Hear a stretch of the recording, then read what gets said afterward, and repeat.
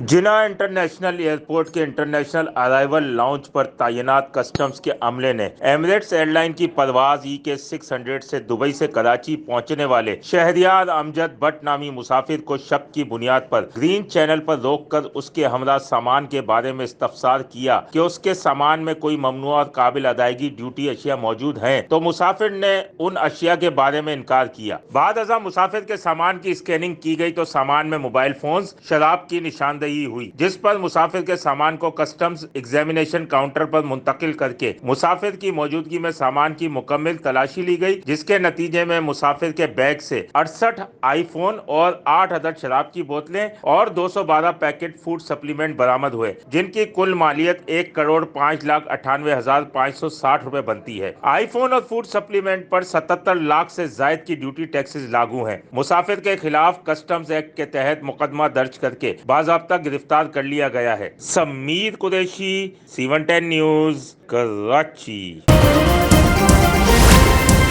C110 news, खबर की असल खबर।